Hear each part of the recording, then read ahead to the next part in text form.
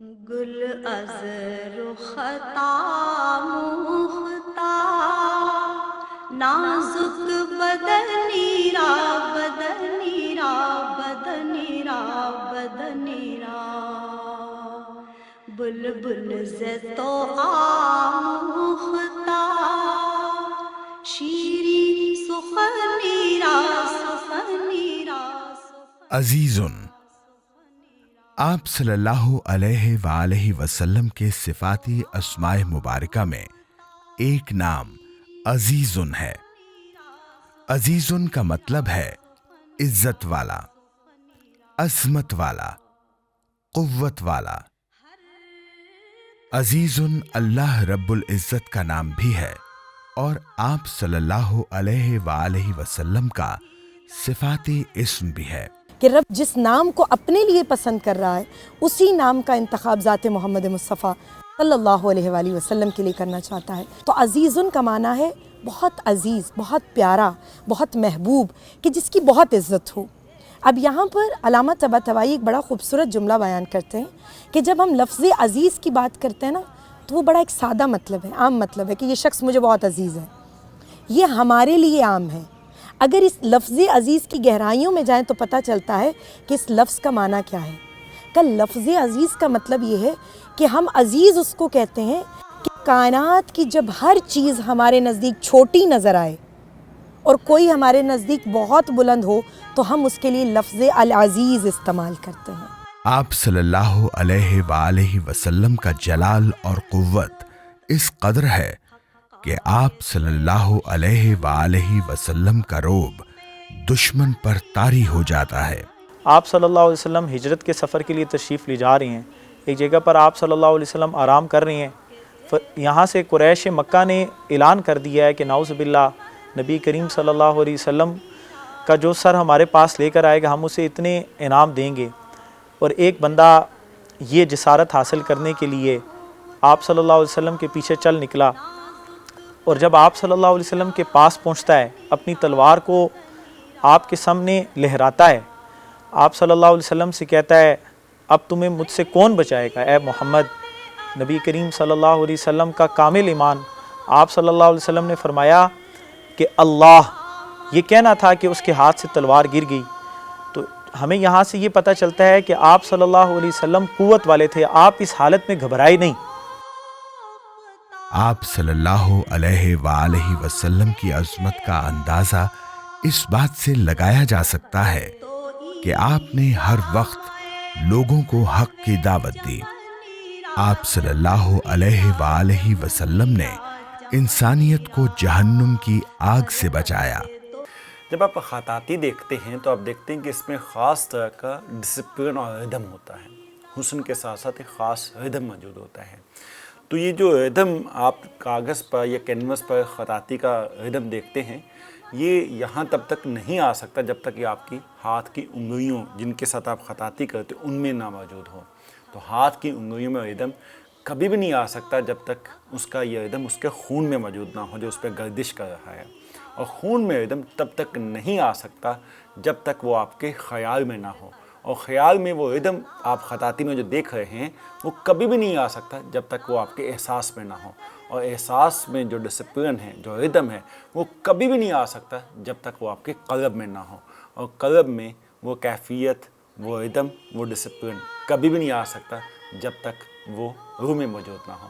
اور روح میں یہ ساری خوبی صرف اور صرف ان ناموں کے سبب آتی ہیں جن کی ہم خطاطی کرتے ہیں، ان ناموں سے محبت کے سبب آتی ہیں جن کی ہم خطاطی کرتے ہیں، ان ناموں کے ساتھ قربت کے سبب آتی ہیں جن کی ہم خطاطی کرتے ہیں۔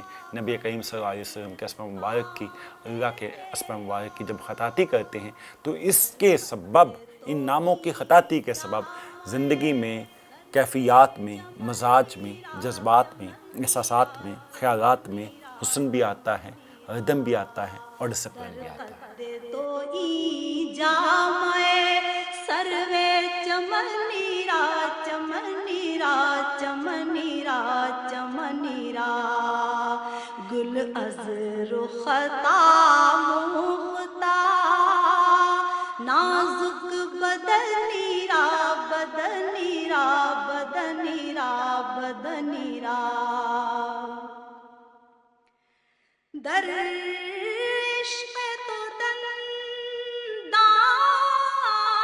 شکست است با الفت در عشق تو دندان آپ صلی اللہ علیہ وآلہ وسلم نے لوگوں کو انسانیت سکھائی، آپس کے تعلقات کے ادب آداب بتائے۔ آپ صلی اللہ علیہ وآلہ وسلم کے اسماء مبارکہ ہر دور میں مسلمانوں کی کردار سازی کرتے ہیں۔ وہ لوگ کہ جنہوں نے ہر موقع پر آپ صلی اللہ علیہ وسلم کو اذیت دی، حضرت وحشی جو بعد میں مسلمان ہو گئے، حضرت حمزہ کے قاتل تھے، اعلان ہو گیا جدھر مل جائے ان کو مار دیا جائے۔ آپ صلی اللہ علیہ وسلم کے پاس آتے ہیں، کلمہ پڑھتے ہیں، آپ صلی اللہ علیہ وسلم نے ان کو معاف کر دیا۔ اسی طریقے سے بہت سارے ایسے کفار جو کسی وقت میں آپ کی جان کے دشمن تھے، لیکن کلمہ توحید پڑھا تو آپ صلی اللہ علیہ وسلم نے ان سب کو معاف کر دیا۔ آپ نے کبھی اپنی ذات کے لیے کسی سے کسی قسم کا بدلہ نہیں لیا۔ آپ صلی اللہ علیہ وآلہ وسلم کا یہ صفاتی نام ہماری شخصیت پر اثر انداز ہوتا ہے۔ نام آپ کے وجود کی عکاسی کرتا ہے، نام آپ کے وجود پر جو اثرات چھوڑتا ہے وہ بھی بہت ہے۔ نام محمد بہت پولائٹ ہے۔ محمد عزیز رکھا جائے گا تو وہ اپنے اثر کو اس ذات پر بیان کرے گا کہ ہاں یہ وہ ذات ہے کہ جس کا اثر تا حیات اس پر قائم و دائم ہے۔ آج لوگ اپنے بچوں کا نام عزیز رکھنے کی کوشش کرتے ہیں، گویا کہ یہ ایک دعا ہے۔ ہر بندہ چاہتا ہے اس کا بچہ قوی ہو، اس کے اندر عظمت ہو، تو یہ سب کیسے حاصل ہوگا؟ اگر آپ صلی اللہ علیہ وسلم کے اس نام کی مکمل طریقے سے اس کا احترام کیا جائے اور اس کا خیال رکھتے ہوئے اگر ایک بندے کا نام عزیز ہے، وہ ان سب چیزوں کا خیال رکھے، تو ہم دیکھتے ہیں کہ معاشرے کے اندر اس کو اس کا ایک اعلیٰ مقام ہوتا ہے۔ اسم مبارک عزیزن نبی کریم کی قائدانہ صلاحیتوں کو بھی واضح کرتا ہے۔ آپ صلی اللہ علیہ وسلم کا یہ نام عزیز ہمارے اندر ہمدردی کا درس بھی دیتا ہے کہ عزیز کا ویسے اگر ہم معنی دیکھتے ہیں قوت والا، اور بظاہر اگر ہم دیکھیں ہمدردی، تو بظاہر دونوں چیزیں متضاد نظر آتی ہیں، لیکن ہمدردی وہی بندہ کسی کے ساتھ کر سکتا ہے جو اپنے ظرف میں مضبوط ہوتا ہے، جس کو اپنے اعصاب پر کنٹرول ہوتا ہے، اور آپ صلی اللہ علیہ وسلم اس لحاظ سے انتہائی کامل تھے۔ نبی کریم صلی اللہ علیہ وآلہ وسلم نے اپنے عمل سے بتایا کہ اسلام امن کا دین ہے اور اس کا پیغام بھی امن ہے۔ از جامعِ بیچارہ رسانید سلام، از جامعِ بیچارہ